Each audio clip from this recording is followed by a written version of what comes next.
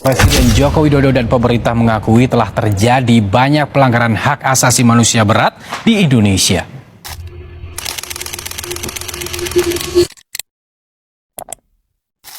Assalamualaikum warahmatullahi wabarakatuh. Perkenalkan, nama Faisal Abdoni, dosen pengampu mata kuliah Pendidikan Kewarganegaraan. Dalam hal ini ingin menyampaikan tugas kedua video mata kuliah Pendidikan Kewarganegaraan. Insya Allah bertujuan mengedukasi, memberikan penjelasan tentang mata kuliah Pendidikan Kewarganegaraan dalam bentuk video. Mudah-mudahan dapat bermanfaat, berguna bagi nusa dan bangsa. Demikian kurang lebihnya, mohon maaf. Wassalamualaikum warahmatullahi wabarakatuh. Kak, aku mau tanya, kita kan nggak asing dengan istilah yang namanya demokrasi dalam kehidupan kita sehari-hari. Menurut kakak, apa sih arti demokrasi dalam kita berkehidupan sehari-hari itu? Oke, menurut aku sih ya, sebetulnya banyak persepsi-persepsi kalau misalnya kita berbahas mengenai demokrasi. Tapi menurut pribadi aku, demokrasi itu merupakan sebuah kebenaran berpendapat aja. Jadi misalkan contohnya kayak demokrasi itu ketika kita pemilu, nanti kita akan ada musyawarahnya, yaitu kita mencoba siapakah yang memang suara-suara dari masing-masing suara rakyat itu memilih dengan pasti, itu namanya demokrasi, seperti itu. Oke, baik. Kita kan dalam sistem pemerintahan di negara Indonesia ini pasti nggak jauh dari sistem pemerintahan, dan kakak juga pasti pernah berkecimpung di dalam masyarakat atau lingkungan RT atau RW setempat. Dalam berkecimpung itu pasti kakak juga pernah kayak menyatakan pendapat atau menyampaikan aspirasi maupun menyuarakan suatu pendapat. Menurut kakak selama ini, selama kakak berpendapat, menyatakan pendapat, apakah sudah didengar oleh pemerintah ataupun di lingkungan kakak? Oke, jadi masing-masing banyak sih kalau misalkan kita membahas mengenai apakah suara kita sebagai warga itu sudah didengar atau tidak. Ada beberapa faktor yang memang bisa suara kita itu sudah didengar. Pertama kayak misalnya kita ada demokrasi, itu pemilu itu merupakan suara yang memang sudah didengar oleh pemerintah. Itu emang apa namanya, itu pertama demokrasi. Yang kedua mungkin adanya memang kalau zaman sekarang kan media sosial menjadi media strategis untuk kita semua ya, apalagi kita di zaman digitalisasi. Jadi menurut aku apa namanya, faktor yang memang bisa lebih cepat didengar itu melalui digital seperti itu. Lalu juga ada perihal yang memang sekarang tuh di Pemkot atau Pemkot di daerah masing-masing itu mempunyai hotline masing-masing, seperti juga Polri juga punya hotline-nya 110.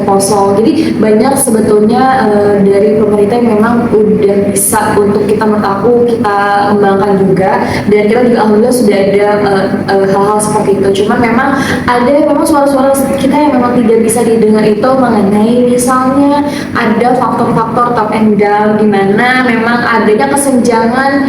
Oh ini tuh suara pendukung gue kurang banyak gitu-gitu, itu masih lumrah terjadi menurut aku di masa sekarang.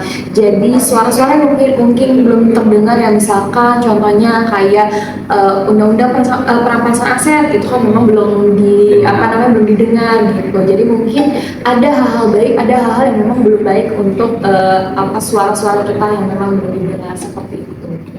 Kemudian apa yang menjadi tantangan terbesar dalam pelaksanaan demokrasi di lingkungan kita saat ini? Demokrasi itu kayak hal misalnya demokrasi itu di pemilu ya. Jadi pemilu kita itu masih money oriented, atau memang masih ibaratnya kalau misalkan pemilu itu pasti harus ada uang kaget, uang H-1 tuh biasanya apa?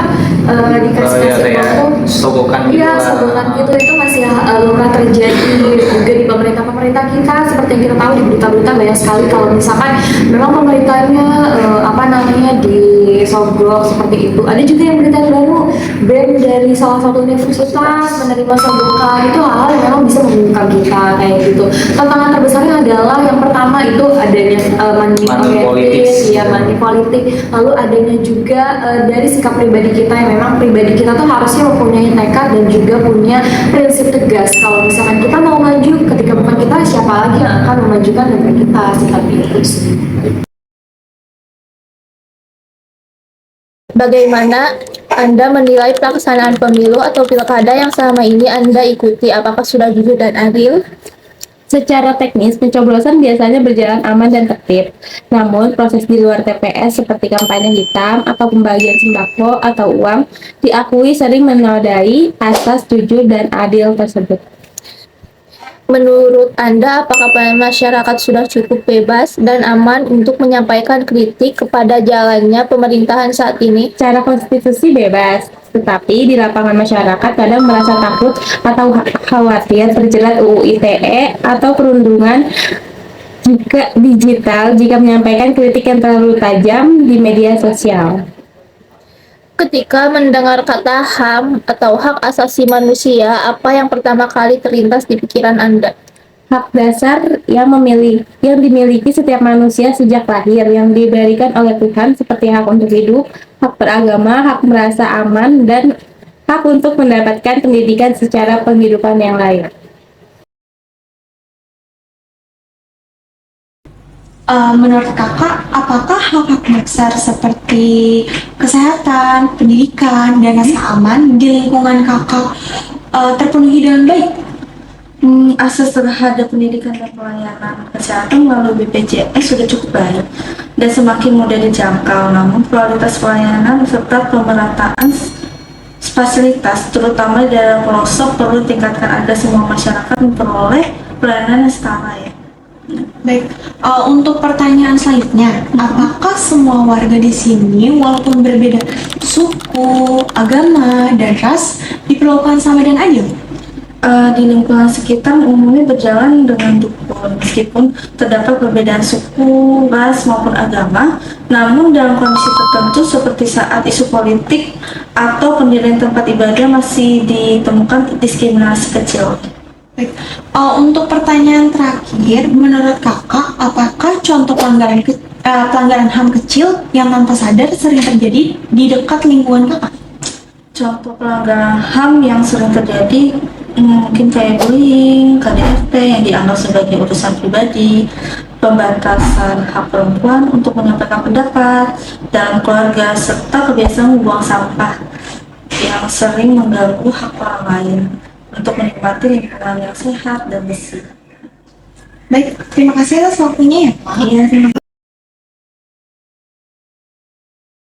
Bagaimana pendapat Ibu jika Ibu melihat atau mengalami tindakan yang tidak adil berupa pelanggaran HAM di sekitar Ibu? Apa yang biasanya akan Ibu lakukan? Pertama pastinya kita akan melaporkan ya ke pengurus terendah dulu, RT atau RW atau tokoh masyarakat atau pihak yang berwajib, yaitu misalnya polisi. Namun sebagian warga mengaku memilih diam karena tidak ingin ikut campur atau takut urusannya menjadi berpanjangan. Menurut Ibu, apa peran paling penting yang bisa dilakukan oleh masyarakat biasa seperti kita untuk menjaga demokrasi dan HAM tetap berjalan dengan baik? Ya, mulai dari diri sendiri dengan cara menghargai perbedaan pendapat tetangga, tidak membiarkan hoak, berani menolak politik uang, dan aktif ikut serta dalam kegiatan musyawarah warga. Apa harapan terbesar Ibu kepada pemerintah terkait dengan demokrasi dan juga penerapan HAM di Indonesia? Harapan ke pemerintah lebih mendengarkan aspirasi murni rakyat, menciptakan penegakan hukum yang benar-benar adil dan transparan, serta menjamin mendapatkan hak hidup layak tanpa terkecuali. Pertanyaan yang pertama nih, bagaimana pandangan Anda mengenai hak-hak kelompok rentan dan penyandang disabilitas serta lansia di fasilitas umum sekarang ini? Pandangan saya, menurut opini pribadi ya, kayaknya masih banyak yang kurang sih, kayak trotoar, terus transportasi umum, kayak tempat ibadah, terus gedung. Kayaknya banyak yang belum ramah bagi pengguna kursi roda maupun lansia itu sendiri. Berarti masih belum cukup ya gitu, masih kurang. Sih kayaknya masih harus banyak yang dibenahi. Oke, kita lanjut ke pertanyaan yang kedua ya. Oke. Untuk pertanyaan yang kedua, antara kebebasan berpendapat dan juga kewajiban menghormati hak orang lain, menurut Masnya lebih penting yang mana? Kayaknya dua-duanya sama penting sih. Dua-duanya tuh harus berjalan seiringan ya, soalnya kebebasan kita dalam berdemokrasi juga harus dibatasi oleh hak orang lain. Kita emang bebasnya bicara, tapi kita nggak boleh kayak fitnah atau melanggar Betul. hak-hak buat kenyamanan orang lain itu juga. Betul, berarti emang harus balance ya antara keduanya itu. Iya dong, nggak boleh ada yang lebih tinggi. Oke, kita lanjut yang ketiga. Menurut Mas, apakah penegakan hukum terhadap pelaku pelanggaran HAM di negara kita ini sudah berjalan dengan adil, dengan tanpa memandang status sosial atau belum? Gimana ya? Kayaknya banyak yang nilai tuh hukum masih lebih tajam ke bawah, terus tumpul ke atas gitu. Masyarakat tuh ngerasa orang kecil yang melanggar hukum tuh kayaknya cepat proses. Sedangkan yang pihak yang punya uang atau jabatan itu seringkali mendapat pelanggaran atau peringanan, bahkan tidak ada masalah sama sekali. Emang masih kurang berarti ya, Masih belum banyak cukup yang adil. harus dibenahi dalam sistem di negara ini. Oke, pertanyaannya udah selesai. Makasih ya Mas, udah mau bantuin. Iya.